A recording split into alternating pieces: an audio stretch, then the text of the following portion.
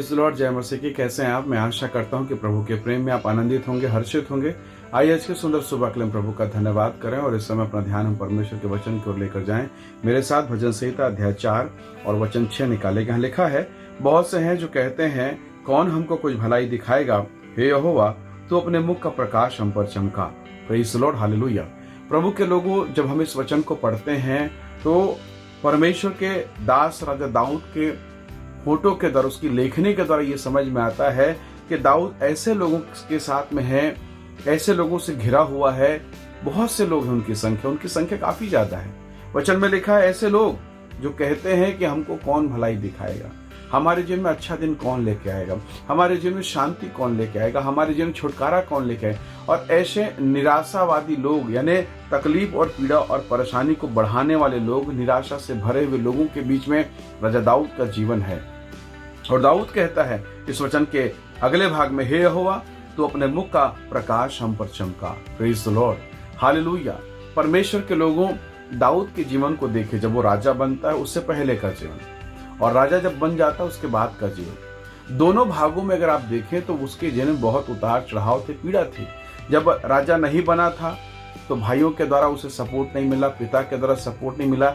यहाँ तक कि जब शमूएल प्रभु का दास अभिषेक का तेल लेकर पहुंचता है, इस समय दाऊद के सारे भाई घर पर मिलते हैं, यज्ञ हो रहा है, दाऊद के सारे भाई घर पर मिलते हैं, पर दाऊद को बकरी चराने के लिए, भेड़ बकरी चराने के लिए उसके पिता के द्वारा भेजा गया। इसका मतलब उसका पिता नहीं चाहता, उसके भाई नहीं चाहते कि दाऊद का अभिषेक हो। दाऊद बकरी चराए, भेड़ बकरियों के साथ रहे, वही उसका जीवन रहे। उसका पिता चाहता था कि उसके बेटों का, बड़े बेटों का अभिषेक हो, वो परमेश्वर के द्वारा नियुक्त राजा के पद तक पहुंच न पाए।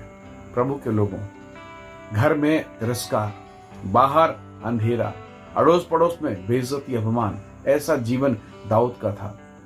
जब वो राजा बना, जब वो राजा के सिंहासन पर बैठा, उसके अपने पुत्र, उसके लोग, उसके निकट में रहने वाले लोगों ने उसके विरुद्ध में षड्यंत्र किया। यानी परमेश्वर का अभिषेक तो है, प्रभु की आशीष तो है, परमेश्वर की मौजूदगी तो है, पर समस्याएं टली नहीं।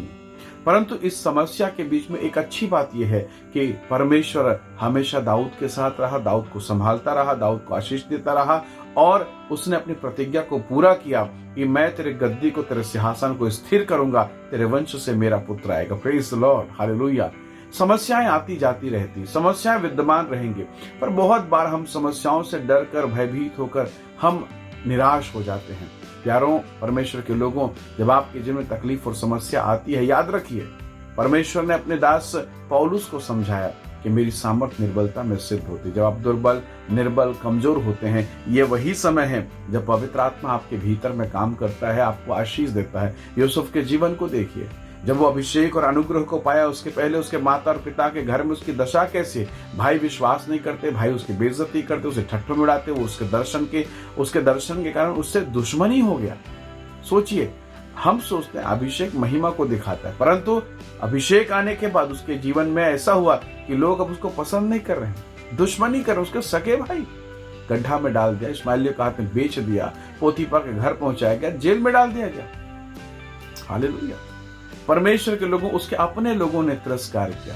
हो सकता है आज आप तिरस्कार के दौर से गुजर रहे हैं, पीड़ा के दौर से, परेशानी के दौर से होकर गुजर रहे हैं। हो सकता है आप बहुत शोकित और दुखित और हताश हैं। शायद आपने अपनी नौकरी खो दी हो या अपना प्रियजन आपने खो दिया। हो सकता है इस लॉकडाउन में, इस कोरोना काल में आपके जीवन में बहुत बहुत बहुत भयंकर परिस्थिति गई। और आज एक प्रश्न आपके पास कि परमेश्वर ऐसा क्यों, मेरे साथ ही क्यों, मैं ही क्यों, मैं तो आपका हूं।